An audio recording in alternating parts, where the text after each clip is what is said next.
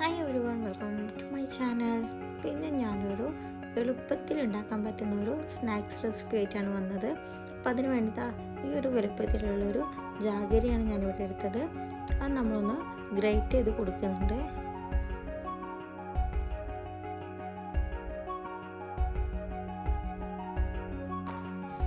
അപ്പോൾ നമ്മൾ ഗ്രേറ്റ് ചെയ്ത് എടുത്തിട്ടുണ്ട്. ഇതുപോലെ നല്ല രീതിയിൽ ഗ്രേറ്റ് ചെയ്തെടുക്കാം. ശേഷം അതിനു വേണ്ടി നമ്മൾ 3 ഏലക്ക നല്ല രീതിയിൽ പൊടിച്ചെടുക്കുന്നുണ്ട്. അപ്പം ഉണ്ടാക്കാൻ ആവശ്യമായ പാത്രം നമ്മൾ ഗ്യാസിലേക്ക് വെച്ച് കൊടുക്കുന്നുണ്ട്. അതിൽ കുറച്ച് നെയ്യ് ഒഴിച്ചു കൊടുത്ത് നമുക്ക് ആവശ്യമുള്ള തേങ്ങ അതിലേക്ക് ഇട്ടൊന്ന് നല്ല രീതിയിൽ മിക്സ് ചെയ്ത് കൊടുക്കാം.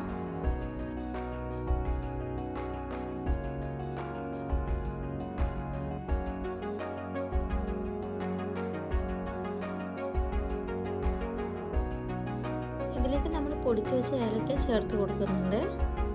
ഞാൻ തൊലിയോട് കൂടിയാണ് ചേർത്തത്. അപ്പം നല്ല ഫ്ലേവർ കിട്ടും. നമ്മൾ കുറച്ചുകൂടെ നെയ്യ് ആവശ്യമാണെന്ന് തോന്നിയപ്പോൾ കുറച്ച് നെയ്യ് ഒഴിച്ച് നമ്മൾ ഗ്രേറ്റ് ചെയ്ത് വെച്ച ജാഗരി ഇതിലേക്ക് ഇട്ട് കൊടുക്കുന്നുണ്ട്.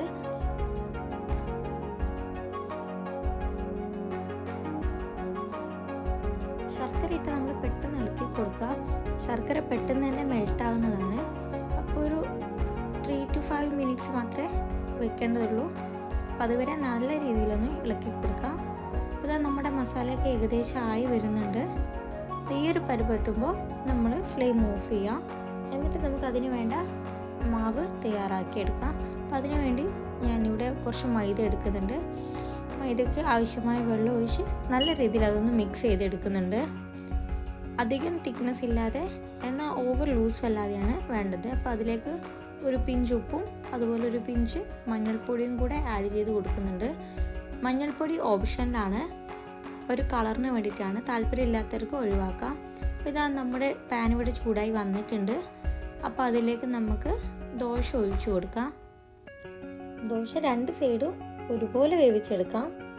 ജസ്റ്റ് ഒരു വേവ് മാത്രം മതി, ഓവർ കുക്ക്ഡ് ആവാൻ പാടില്ല.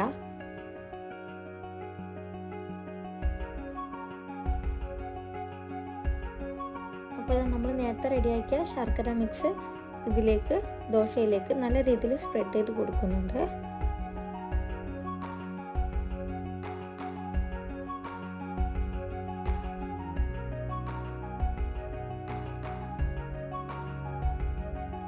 എന്നിട്ട് ഇതുപോലെ നമുക്കൊന്ന് റോൾ ചെയ്തെടുക്കാം. ഇങ്ങനെ നമുക്ക് എല്ലാതും ചെയ്തെടുക്കാം. അപ്പോൾ നമ്മുടെ സ്നാക്സ് ഇവിടെ റെഡി ആയിട്ടുണ്ട്. ഇതിന് ഞങ്ങളുടെ നാട്ടിൽ പറയുക എലാഞ്ചി എന്നാണ്. വളരെ എളുപ്പത്തിൽ ഉണ്ടാക്കിയെടുക്കാൻ പറ്റുന്ന ഒരു റെസിപ്പിയാണ്. നിങ്ങളുടെ നാട്ടിൽ ഇതിനെന്താ പറയാന്നുള്ളത് കമൻറ്റ് ചെയ്യുക. ബൈ.